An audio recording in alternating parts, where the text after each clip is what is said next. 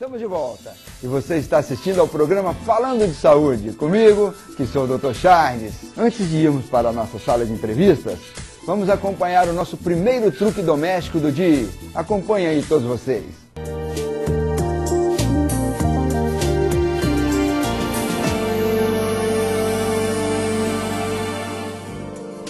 Para retirar manchas de suor das roupas, deixe-as de molho em água morna e vinagre.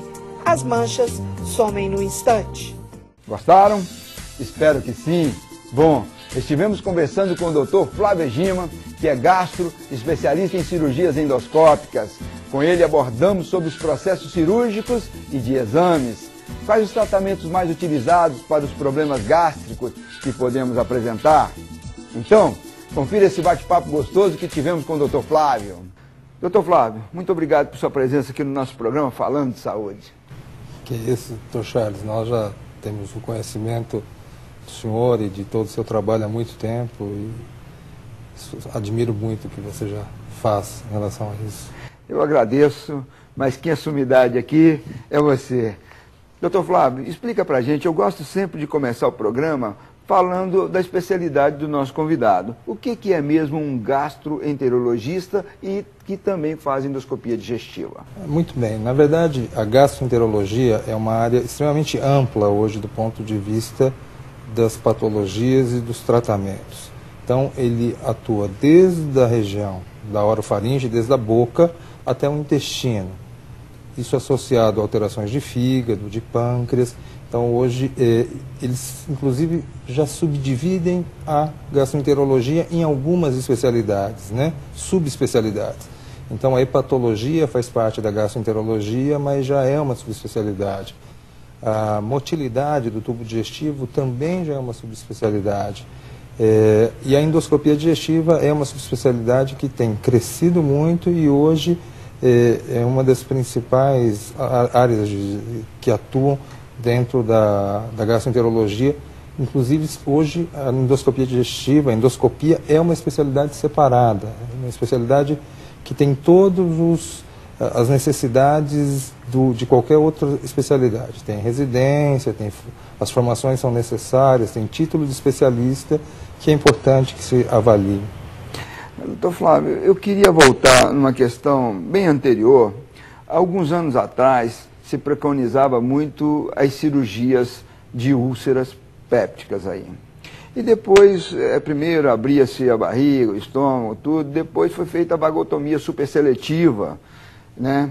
E me parece que agora não tem assim uma indicação muito precisa de cirurgias devido à úlcera. Como é que está se tratando agora? Então, na verdade, houve uma grande diferença em relação ao tratamento que se fazia há 20, 30 anos atrás, onde nós desconhecíamos qual era a exata causa da úlcera péptica. Então, na década de 80, foi descoberto por um cientista australiano uma bactéria que ficou extremamente conhecida.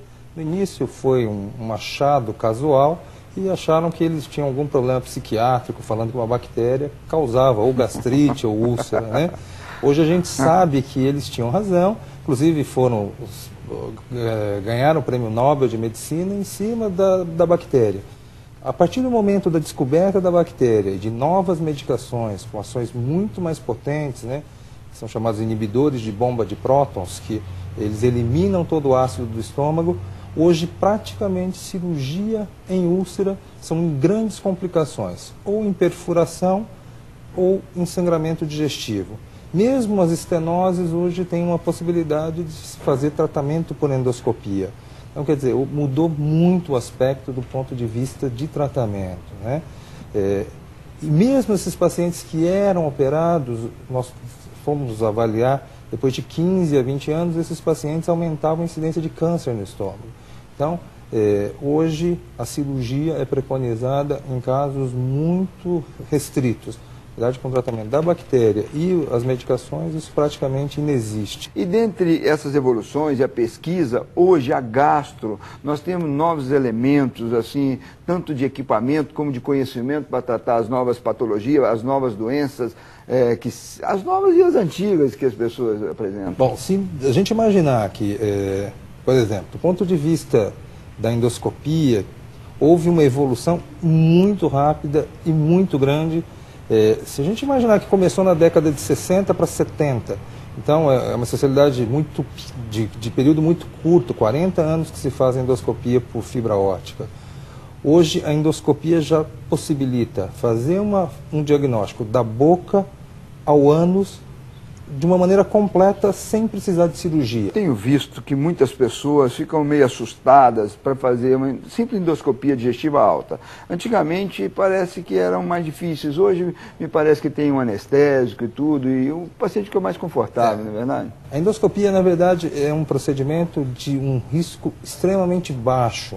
Apesar de existir, como qualquer procedimento, risco em procedimentos que façam sedação, procedimento invasivo, os endoscópios diminuíram de tamanho, de calibre, eles têm uma capacidade de visão, de visualização de todo o tubo digestivo muito melhor, com muito menos complicações. Então, a endoscopia diagnóstica, ela tem muito poucas restrições para o procedimento. Em alguns casos, a gente tem uma determinada restrição, quer dizer, o paciente infartou há muito pouco tempo, isso é uma das restrições, mas independente disso, se esse paciente tem um sangramento, tem uma complicação, ele pode ser submetido ao procedimento. Então o risco hoje é quase nulo das endoscopias digestiva alta? É baixo? Muito baixo. Eu queria perguntar para você, qual é a situação que deva ser usada a endoscopia? Ou seja, todo paciente que tem uma dor, por exemplo, epigástrica, uma dor no estômago, ele está propenso a fazer endoscopia digestiva? A endoscopia digestiva, ela é absolutamente necessária em algumas situações, né? Então, o paciente com uma determinada idade, com sintomatologia do tubo digestivo, por exemplo, pacientes acima de 40 a 50 anos, com sintomatologia de azia, queimação, dor no estômago, esse é um paciente que deveria ser submetido a um procedimento endoscópico. Os pacientes mais jovens, eles podem primeiro iniciar com o que a gente chama hoje de um tratamento para ver se esse paciente melhora da sintomatologia. Quer dizer, ele tem muito pouco potencial de ter uma doença maligna, de ter um câncer, de ter uma doença mais importante. A não ser que exista algum sinal que ele possa ter alguma complicação.